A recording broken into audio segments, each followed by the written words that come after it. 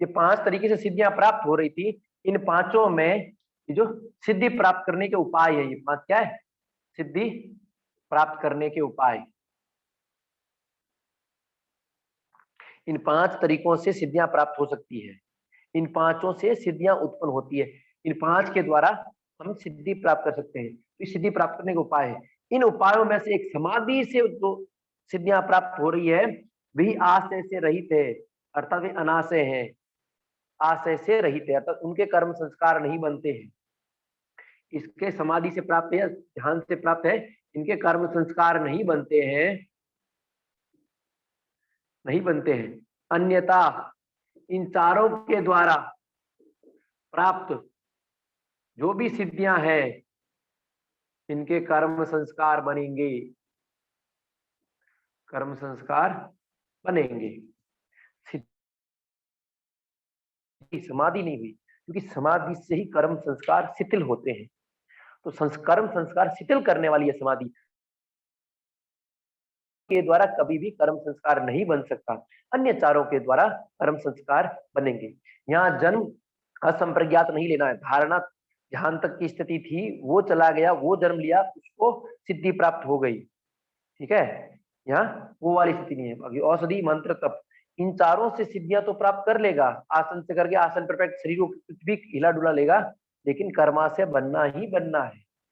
समाधि ही ऐसी है जिसका कोई कर्माशय नहीं, क्योंकि समाधि तो कर्म संस्कार को क्षीण करती है, कर्म संस्कार को क्षीण करती है।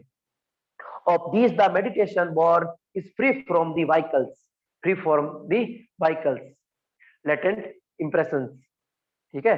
Is these the meditation born, यानी यहाँ ध्यान जनित तथा समाधि से जनित। ध्यान का अर्थ यहाँ समाधि ही होगा। ध्यान का प्रयोग समाधि के लिए किया गया, मैंने पहले भी एक बार बताया था। अब आगे कर्मों के बारे में महर्षि वर्णन कर रहे हैं। अब कर्म के बारे में जिसका हम प्रतीक्षा कर रहे थे, महर्षि बोलते हैं कर्म अशुक्ल आकृष्ण ये योगी के होते हैं। कर्म अशुक्ल आकृष्णम योगिनाम त्रिविध इतरेषाम, त्रिविध इतरेषाम। चूंकि समाधि अर्थात योग, अब अनाशय नहीं, तो इस समाधि में तो जो योगी है, योग को प्राप्त हो गया है, उसके जो कर्म है वो अशुक्ल है और अकृष्ण है, अर्थात पाप और पुण्य से परे है। पाप और पुण्य से परे है। पाप उससे हो नहीं सकता, पुण्य करते हुए भी वो ये नहीं सोचता कि मैं पुण्य कर्म कर रहा हूं, वो निष्काम कर्म करता है, उसके कर्म उसको कभी बांध नहीं सकते, क्योंकि वो ये सोच के ही नहीं करता कि मैं पुण्य कर्म कर रहा हूं। वो पुण्य कर्म का चिंतन नहीं करता और पाप कर्म का भी चिंतन नहीं, तो पाप तो होना ही नहीं है। पाप तो क्योंकि कामना से युक्त कोई कर्म कर ही नहीं रहा है। पुण्य कर्म वे होते हैं जो कामना से युक्त करते हैं। स्वर्ग आदि की प्राप्ति की जो कामना युक्त, किसी भी प्रकार की कामना की प्राप्ति हेतु जो कर्म किए जाते हैं, वे सारे के सारे कर्म पुण्य कर्म है, उत्तम कर्म, ठीक है।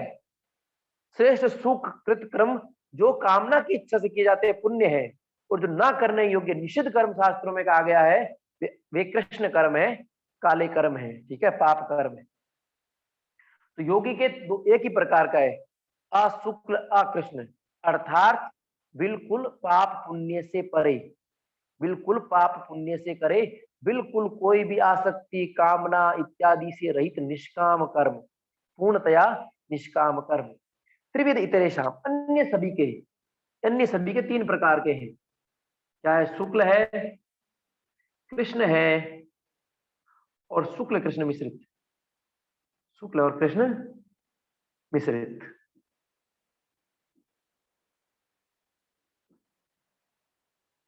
देखो महर्षि ने तो एक का ही नाम बताया, लेकिन व्यास जी ने फिर इनका व्याख्या की।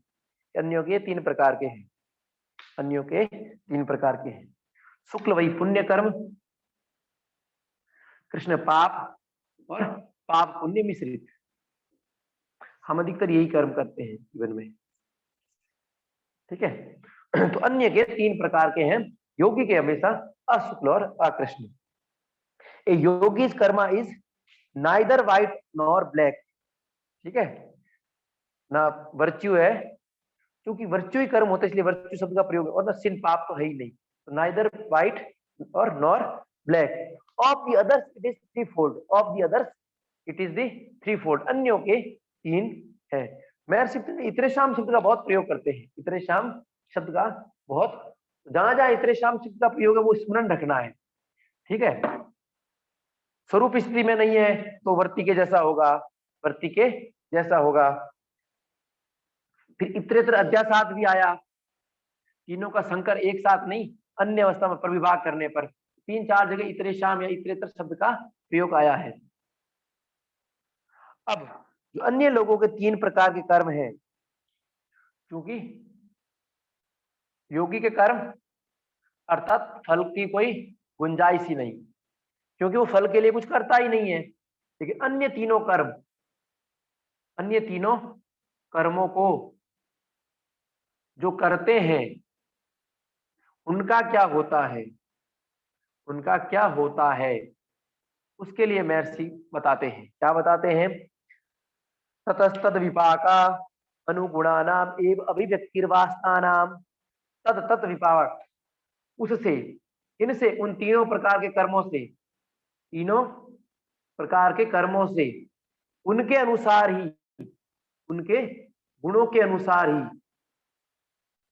जैसे कर्म रहेंगे वैसा विपाक होगा।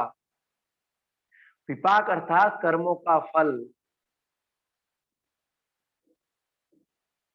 जैसे कर्म होंगे वैसे ही कर्मों का फल मिलेगा, वैसे ही कर्मों का फल मिलेगा। गुणानाम एवं अभिव्यक्तिर वासना नाम, और उस विपाक के गुणों के अनुसार ही वासनाओं की अभिव्यक्ति होगी, वासनाओं की अभिव्यक्ति होगी। जैसा विपाक मिल रहा है वैसी ही वासना होगी, वैसी ही वासना। Thence proceed the residual potencies competent to bring about their fruition alone, about their fruition alone. Thence proceed the residual potencies competent to bring about their fruition alone. तो जैसे कर्म होंगे वैसे फल मिलेंगे, जैसे फल मिलेंगे उन्हीं हिसाब से वासनाएं उत्पन्न होगी। वासनाएं वे होती है जो हमें कर्मों के लिए प्रेरित करती है, वासनाएं वे होती है जो हमें कर्मों के लिए प्रेरित करती है। किसी की वासना उसे सुकृत कर्मों के लिए प्रेरित करती है, किसी की वासना उसी को दुष्कर्म कर्मों के लिए प्रेरित करती है। तो व्यक्ति वासनाओं से ही चित्रित रहता है सदा, उसके भीतर सदा वासनाएं ही चित्रित रहती है। तो घृणा युक्त, राग युक्त इत्यादि वासनाओं के अनुरूप ही उसके अंदर गुणों की अभिव्यक्ति होती है, वैसा ही कर्म करता है, और जैसे कर्म किए वैसे ही फल मिलता है। तो सब खेल कर्मों का है, सब खेल कर्मों का है। महर्षि बता रहे हैं समाधि के अतिरिक्त सारी सिद्धियां भी प्राप्त कर लोगे, सबके सब कर्म संस्कार बनेंगे। कर्म संस्कार बनेंगे, कितने प्रकार के कर्म है? तो बोल रहे हैं अन्यों के 3 है, योगी के कुल 4 प्रकार के। अशुक्ल आकृष्ण योगी के अन्यों के 3 है, पाप पुण्य, पाप पुण्य मिश्रित। तो कई बार हम सोचते हैं कि हम पुण्य कर्म करते हैं, उससे आसक्ति, उसका फल उल्टा मिलता है, क्योंकि हमने तो सोचा वो पुण्य है लेकिन हम उससे आसक्त हो गए। वो आसक्ति का फल दुख स्वरूप में होना ही होना है। तो जैसा कर्म वैसा फल, और उन फलों के अनुसार ही वैसी वासनाएं अभिव्यक्त हुई पुनः उन कर्मों को प्रेरित करने के लिए, उन कर्मों को प्रेरित करने के लिए। किसी की हेल्प की, जो सहयोग करने का, तो उसका फल मिला, तो सहयोग करने का सुख रूपी फल मिला, तो भीतर सुख भोगने की वासना उत्पन्न हो गई, तो फिर उस सुख भोगने के लिए फिर कर्म कर रहा है, फिर कर्म कर रहा है, और फिर भागता दौड़ता रहता है, भागता दौड़ता रहता है। अब ये वासनाएं, कर्म और कर्मों के फल, इन कर्मों के फल और ये वासनाएं, इनके बारे में महर्षि क्योंकि इन 3 कर्मों के कारण विपाक मिलता है और जैसा कर्म है उसी हिसाब से विपाक मिलता है, और इन विपाक जैसा विपाक है उन विपाक के अनुसार ही, इनके गुणों के अनुसार ही वासनाएं उत्पन्न होती है। अब आगे बोल रहे हैं ये वासनाएं या ये विपाक, विपाक, वासनाएं या कर्माशय, तीनों के बारे में महर्षि बता रहे हैं। क्या बता रहे हैं? जाति देश काल व्यवहित, जाति देश काल व्यवहित, जाति देश काल व्यवहित नाम अपि अनंतरियम व्यवेत्ति नाम व्यवेत्ता नाम अपि अनंतरियम अपि अनंतरम स्मृति संस्कारियो एक रूपत्वात्, स्मृति संस्कारियो एक रूपत्वात्। महर्षि यहाँ कहना चाह रहे हैं विपाक, वासना और कर्मा से जाति देश काल से बाधित होने पर व्यवहित, यानी जिसके ऊपर कोई आवरण बाधा आ जाए, कोई व्यवहित विप्रकृष्ट ज्ञान वाला व्यवहित, ठीक है। तो विपाक वासनाएं जाति देश काल चाहे परिवर्तन हो जाए लेकिन भोगनी ही पड़ेगी, क्योंकि स्मृति संस्कार, स्मृति और संस्कार एक रूपी एक ही रहते हैं। स्मृति संस्कार जाति देश काल बदलने पर परिवर्तन नहीं होते हैं, क्योंकि वो सदा एक से रहते हैं, सदा एक रूप में ही रहते हैं। तो कोई व्यक्ति ने अपराध कर लिया, कोई कर्म यहाँ कर लिया और अमेरिका चला गया, तो क्या वो अपराध खत्म हो जाएगा उसका? उसके भीतर से संस्कार या उसकी स्मृति खत्म हो जाएगी कि मैंने किसी की हत्या की? कतई नहीं। भारत में उसको सजा नहीं मिलेगी जो सजा कानून के द्वारा, तो ये पार्थिवी मृत्यु लोक का कानून है, आत्म कर्म लोक का कानून नहीं है। ये स्मृति से उसको मिट नहीं सकती कि मैंने कभी किसी को नहीं मारा, ऐसा कभी हो ही नहीं सकता। उसको हमेशा रहेगा कि मैंने, उसका संस्कार बना रहेगा। देश, पहले जाति, जन्म, जन्म परिवर्तन के बाद भी नहीं बदलेगा, देश स्थान बदलने के बाद, काल समय बदलने के बाद, इन तीनों से बाधित होने के पश्चात भी स्मृति और संस्कार के एक रूप रहने के कारण ये तीनों सदा बने रहते हैं, नष्ट नहीं हो सकते, ये नष्ट नहीं हो सकते। मुझे अभी योग सूत्र स्मरण है, क्या मैं अमेरिका चला जाऊंगा योग सूत्र मेरे स्मरण नहीं रहेगा क्या? क्या 10 वर्ष पश्चात मुझे योग सूत्र नहीं आएगा क्या? भले ही विस्मृत हो, थोड़ा सामने आते ही तुरंत हाँ ये। और इसी प्रकार जाति अगले जन्म में बिल्कुल आएगा, क्योंकि वो अध्ययन किया हुआ, पारायण किया हुआ है, तो मेरी स्मृति, इसलिए कई लोगों की जन्म से बहुत स्मृति होती है, तो वो पिछले जन्म का ही कारण होता है, पिछले जन्म का ही कारण होता है। तो जन्म से स्मृति का कारण ही यही है। जाति देश काल व्यवहिता नाम अपि अनंतरम स्मृति संस्कार्यो एक रूपत्वात्। मैं एक टिप्पणी नहीं करना चाहता हूं, भारतवर्ष संपूर्ण इतिहास उठा लेंगे, सबसे अधिक बलिदान विद्वान वर्ग ने ही दिया है, जो जागरूक, जो ज्ञानवान है। वो ज्ञान उनके पूर्व जन्म के संस्कार थे, इसलिए उन्होंने वो प्रेरित किया अच्छे कर्म करने के लिए, दूसरे लोगों को तारने के लिए। वो जाति के कारण देश की स्थिति बदल गई, लेकिन वो कर्म करते रहे, वो कर्म करते रहे। तो जहां कहीं भी देखेंगे उसी वर्ग के लोग आज भी, चाहे वो नकारात्मक दृष्टि में या सकारात्मक, बुद्धि उन्हीं की तेज है, बुद्धि उन्हीं की ही तेज है।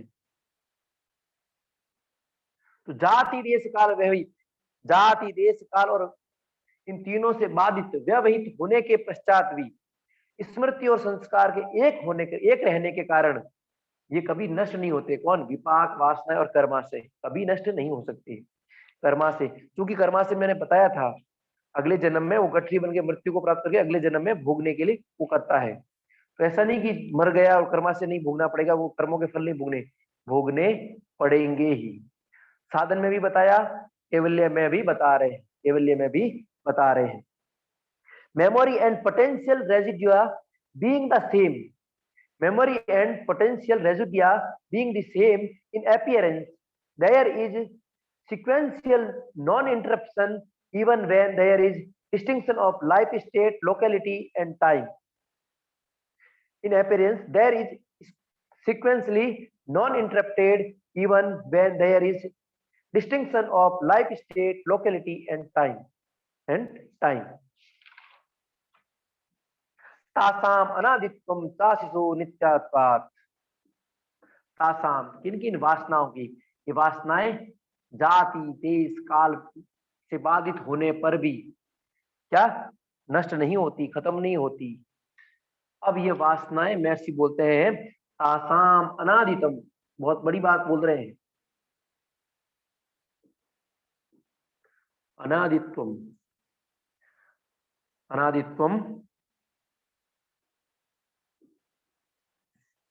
चाशिषु नित्यत्वात्, चाशिषु नित्यत्वात्, इन वासनाओं की अनादिता है। अर्थात ऐसा नहीं है कि वासनाएं आज उत्पन्न हुई, जब से सृष्टि है, जब से जन्म मिला है, तब से वासनाएं हैं। इसलिए थोड़ी भी पीड़ा होती है, चिल्ला रोना शुरू करता है, रोना शुरू करता है बचपन से ही। थोड़ा भी प्रतिकूलता आती है, क्या करता है, हाय तौबा मचा देता है।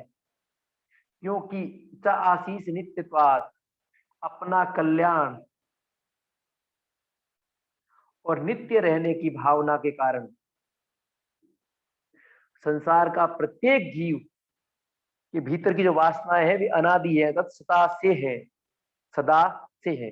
कर्मों के अनुसार तो मिलती ही मिलती है, बदलती है, लेकिन वासनाएं सदा से है। क्योंकि स आशीषो, अपना कल्याण और मैं सदा विद्यमान रहूं।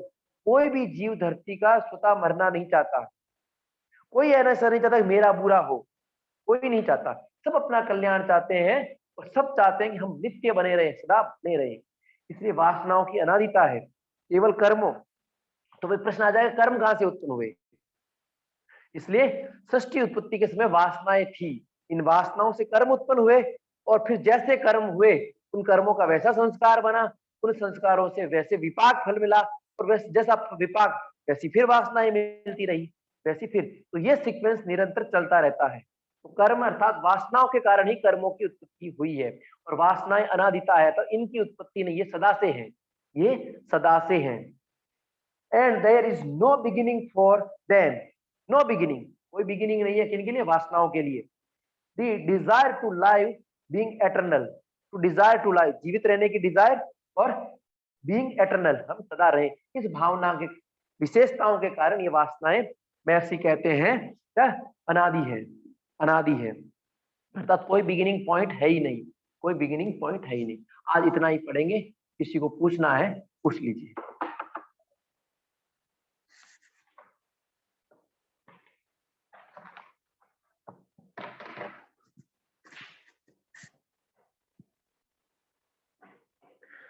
रिकॉर्डिंग बंद कर दीजिए।